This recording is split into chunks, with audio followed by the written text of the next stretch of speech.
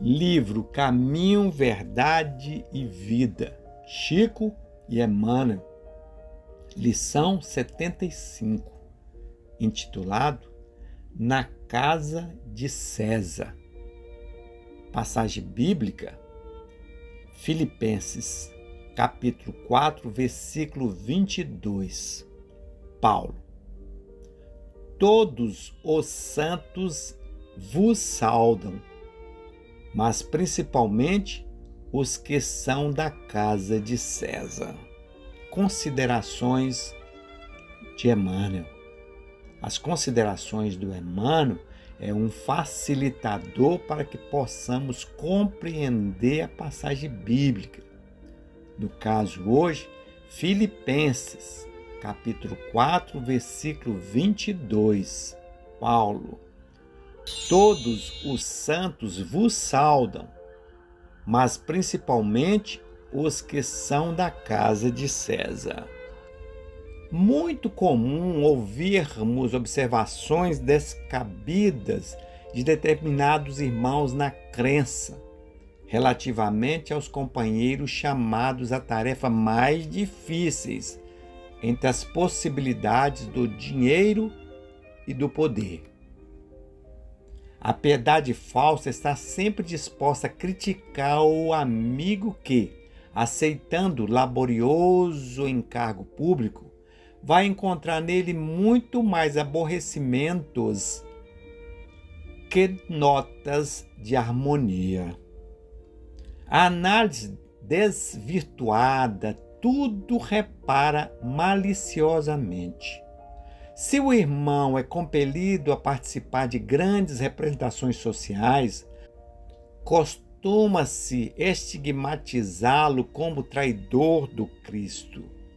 É necessário despertar muita vigilância nesses julgamentos.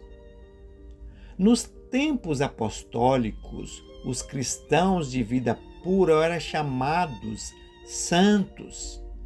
Paulo de Tarso, humilhado e perseguido em Roma, teve a ocasião de conhecer numerosas almas nessas condições e, o que é mais de admirar, conviveu com diversos discípulos de semelhante posição, relacionados com a habitação palaciana de César.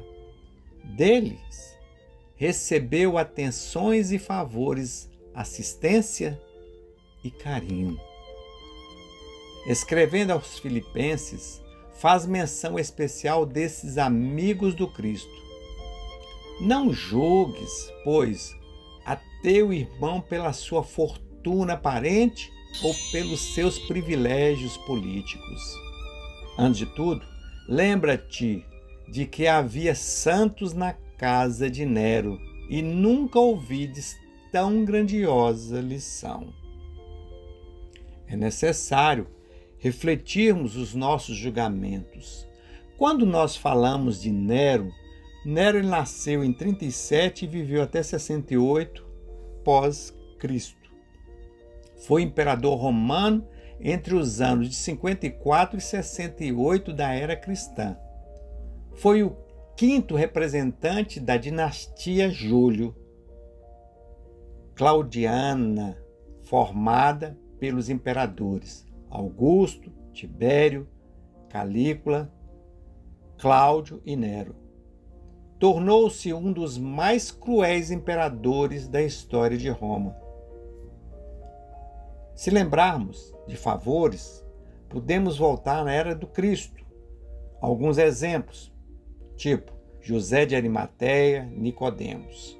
Então, julgarmos é muito complicado. Eu acho que a gente tem que ter mais piedade, indiferente da condição política ou de bens materiais. Convivemos hoje dentro dos tempos religiosos. Alguns têm uma condição financeira e até colocações políticas. Nem por isso podemos julgá-los. Falar: a ele ajuda porque ele tem condição financeira, mas em compensação temos vários que às vezes não têm muitos bens transitórios.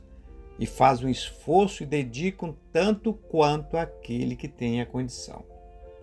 Então, julgar pela condição material e política é muito complexo, como está nos exemplos das considerações de Emmanuel.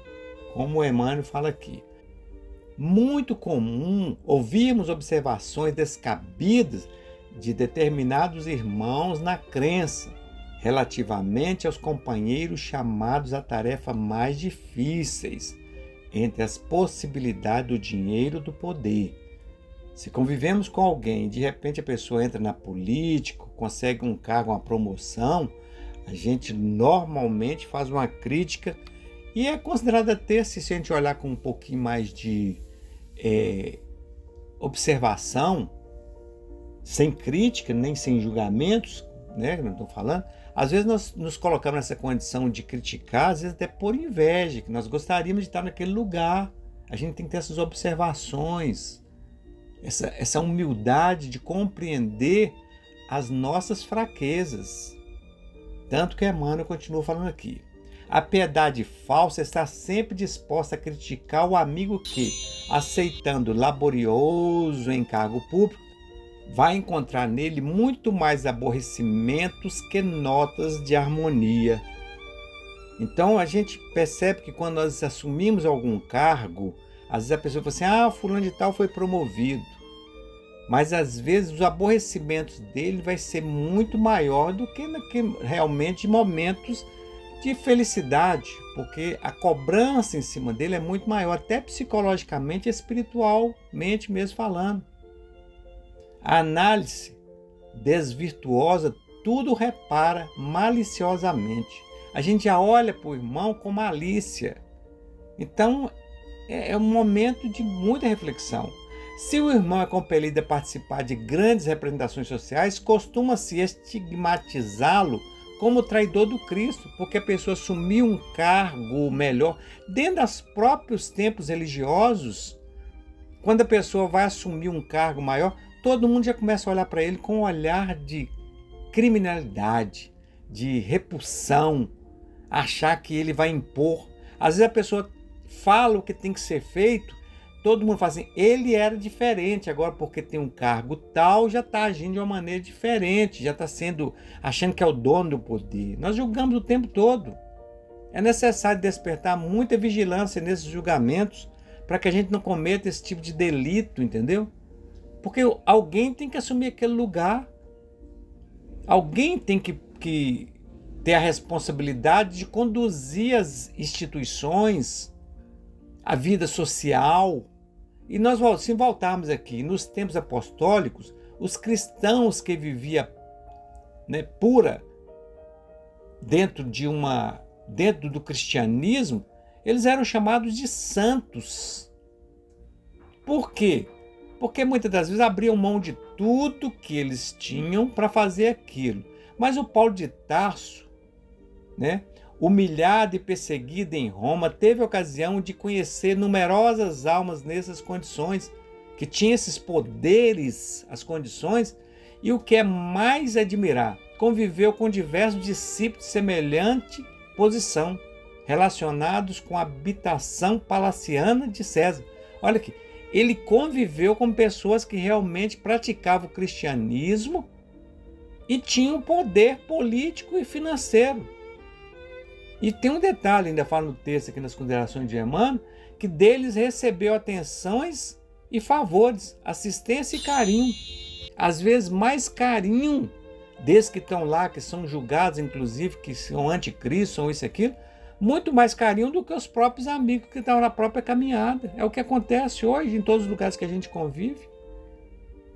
Então a gente tem que estar muito atento a esses detalhes para que a gente não entre nessa faixa, nessa vibração de julgamento desnecessário. Vamos amar incondicionalmente. Nós, quando vamos, não é no meu caso ainda, mas quando a pessoa vai evoluindo espiritualmente, ele passa a não ter essas percepções mais, esses julgamentos desnecessários. Vamos refletir nessa lição, que é uma lição que chama muita atenção nesse sentido de julgamento, porque até ela é intitulada Na Casa de César, né? Dei César o que é de César e a Deus o que é de Deus. Mas não quer dizer que os que estão lá do lado do César também não têm um coração, não têm um amor, não têm uma evolução espiritual. Afinal, estamos todos aqui nesse planeta para passar pelas mesmas provas, né? Cada um dentro do seu próprio segmento, das suas necessidades.